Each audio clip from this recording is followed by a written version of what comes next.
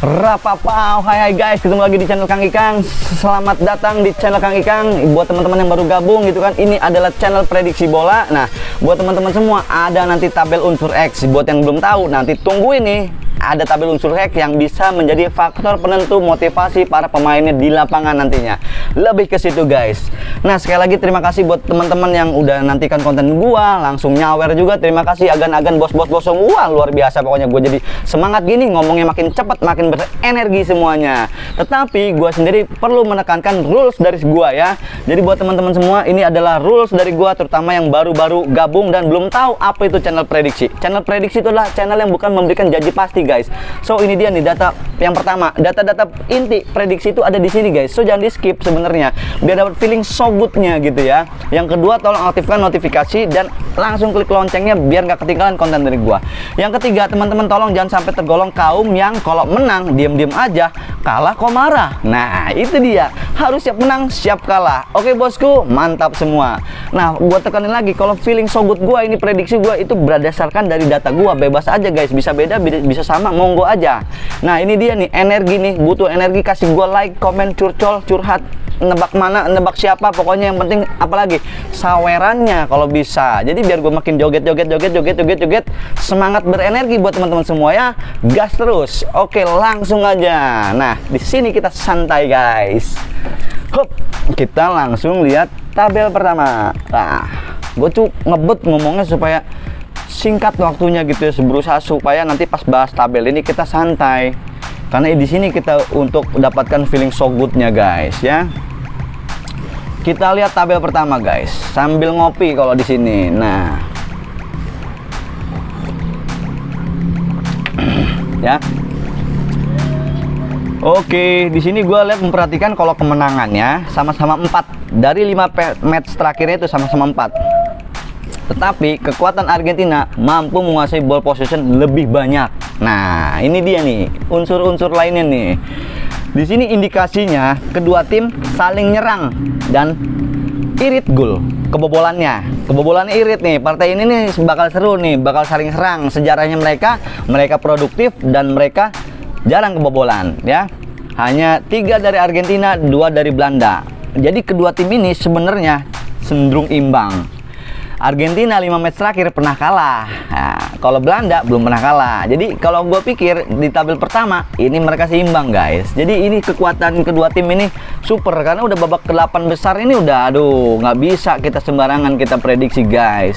Harus hati-hati gitu kan. Harus pakai feeling yang bener-bener so good ya. Ini dia tabel kedua. Kekuatan mereka di babak 1 dan babak kedua dari golnya Belanda, 9 gol Belanda dan 12 golnya Argentina.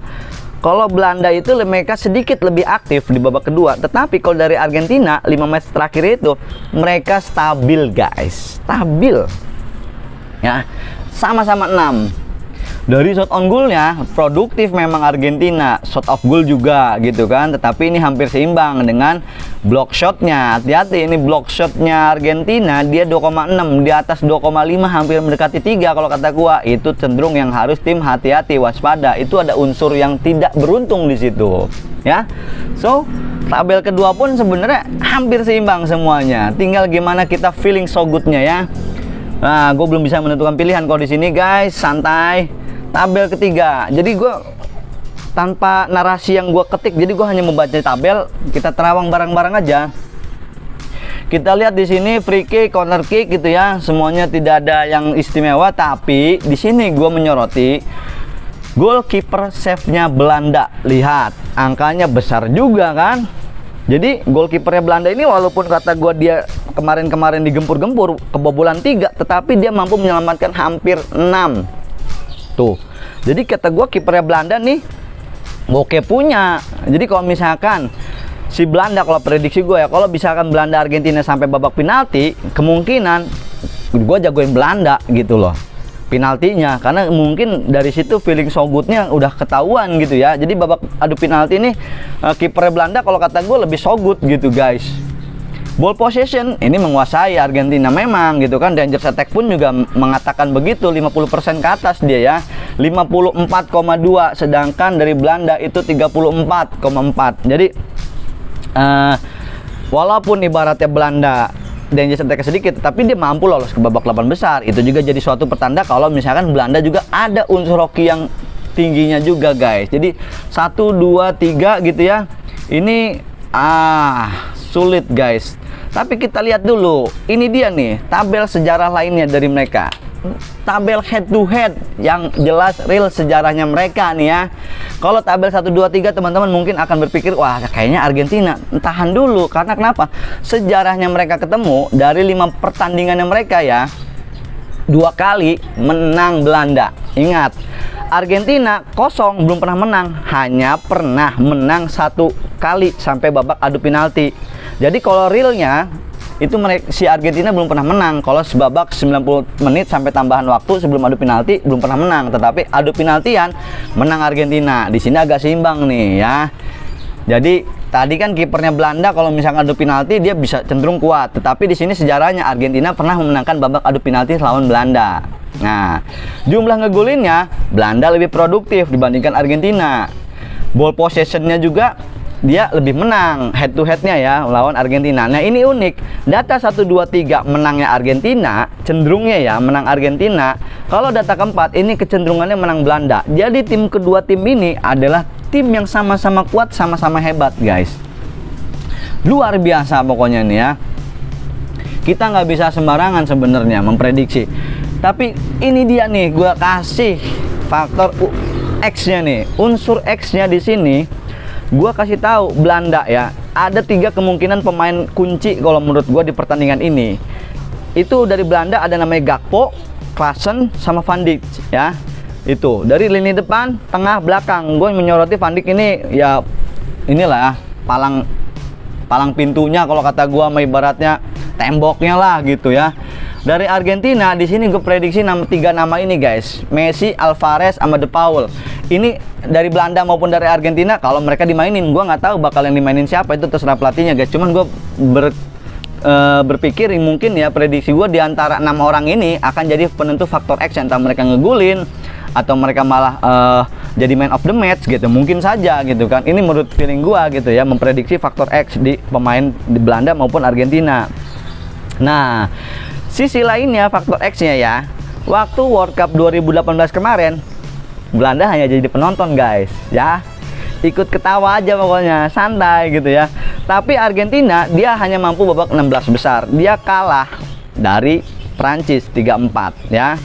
Dari peringkat FIFA Argentina lebih baik, umur Belanda lebih baik. Jadi ini faktor X yang memang nggak berkaitan, tetapi mudah-mudahan aja jadi faktor penentu di sini ya, motivasinya gitu ya. Kalau misalkan 2018 mungkin Belanda, wah tahun kemarin gue cuma jadi penonton, siapa tahu tahun ini gue bisa jadi juara gitu ya, finalis ataupun apa, lebih baik yang penting motivasi itu bisa akan menjadi pemicu gitu di lapangan. Mungkin saja gitu guys. Jadi unik, kedua tim ini sama-sama belum kita bisa prediksi gitu ya. Jadi kalau menurut gue ini sulit guys.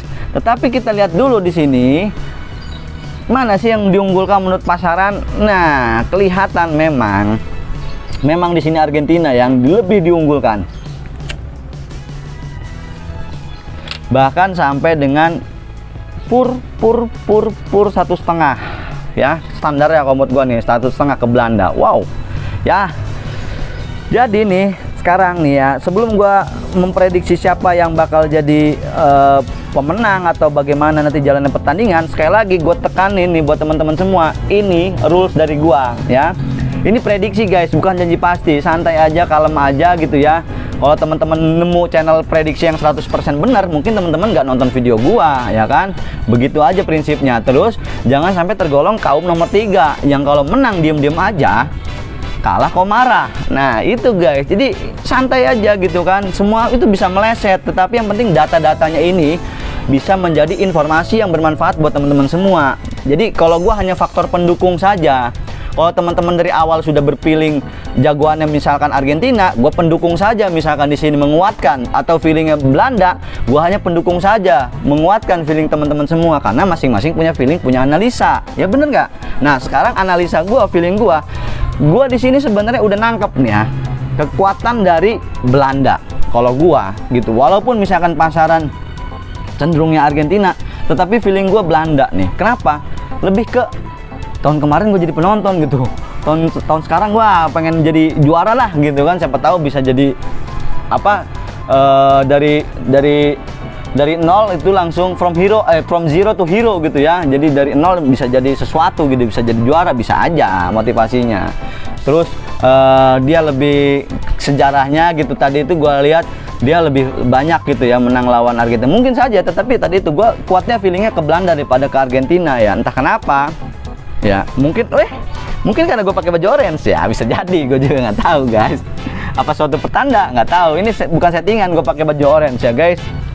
Jadi gua dukung Belanda, mudah-mudahan aja nggak meleset gitu kan. Feeling so good gua ke Belanda daripada ke Argentina ya, karena mungkin juga rata-rata umurnya lebih muda gitu kan, lebih powerful kalau menurut gua, anak-anak muda gitu kan, Gakpo gitu bisa jadi ya, mana tahu ya, namanya juga prediksi guys. Teman-teman bisa beda sama gua, bisa sama, itu terserah lah, yang penting jangan sampai tergolong kaum nomor 3 aja ya. Kalau menang diam-diam aja, kalah kok marah. Nah, feeling so good ya teman-teman dipakai gitu kan, masing-masing pakai feeling so good.